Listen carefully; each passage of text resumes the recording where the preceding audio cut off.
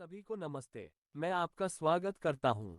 आज मैं आपको भगवान बुद्ध की कहानी सुनाने जा रहा हूँ।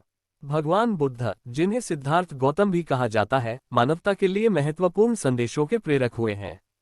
सिद्धार्थ को प्रिंस के रूप में जन्मा गया, लेकिन उन्होंने समाज की समस्याओं को समझकर सामरिकता को त्याग कर संयम, मेधा और प्रेम की प्राप्ति की। उनकी पहली महत्वपूर्ण घटना महाविनिष्क्रमण के दौरान हुई। उन्होंने सभी संभावित आराम और सुखों को छोड़कर अपने घर को छोड़ा और संयम के मार्ग पर प्रवेश किया। उन्होंने महत्वपूर्ण ब्रह्मचर्य, ध्यान और मेधा की प्राप्ति के लिए समस्त आसक्तियों का त्याग किया। इसके पश्चात उन्हें बोधि वृक्ष के नीचे महान सत्य की प्राप्ति हुई, जिसने उनकी बोधि प्राप्ति की प्रक्रिया को पूरा किया। उनकी प्रतिष्ठा की महापरिनिर्वाण हुई, जहां से उनकी मृत्यु हुई, लेकिन उनके संदेश आज भी हमारे दिलों में बसा हुआ है। उन्होंने हमें ये सिखाया कि सुख की प्राप्ति केवल व्यक्ति के बाहरी सुखों में नहीं है, बल्कि अंतर्निहित सुख में है।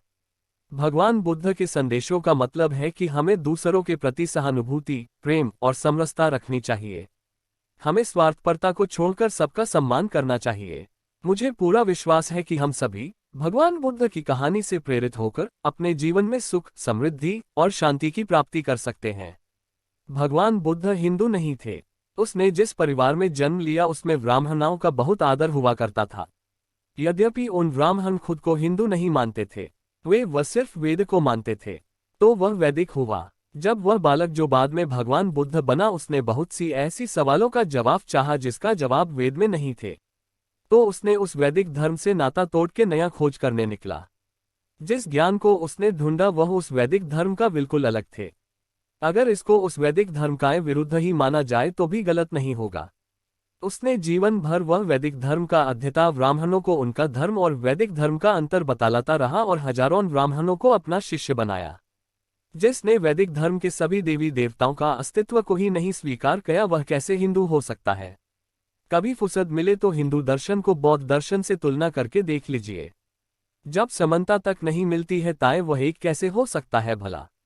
हाँ, बाद में जब भारतवर्ष में बौद्ध धर्म का प्रभाव कम पड़ गया और हिंदू राजाओं ने बौद्ध धर्म का दमन करना शुरू किया, तो बौद्ध के एक समूह ने अनजान में या बाध्यतावश हिंदू धर्म का बहुत सी ऐसी दर्शन को अपनाया जिन मौलिक बौद्ध धर्म में सहा नहीं जाता था। यही कारण है कि बाद में बौद्ध और हिंदू धर्म एक जैसा प्रतीत होने लगा और हिंदू पंडितों ने भी यह कहना शुरू कर दिया कि बौद्ध धर्म और हिंदू धर्म तो एक है, या फिर बौद्ध धर्म तो हिंदू धर्म का ही एक शाखा है, या भगवान बुद्ध तो हिंदू धर्म का विष्णु का अवतार है इत्यादि। इसका न तो कोई सैद्धांतिक समानता है, न तो कोई ऐतिहासिक प्रमाण ही मिलना संभव है। अतः हिंदू को हिंदू और बौद्ध को बौद्ध ही रहने देना चाहिए। और किसी भी राजनीतिक या धार्मिक प्रपंच के लिए भगवान बुद्ध को हिंदू कहना या मानना उचित नहीं है।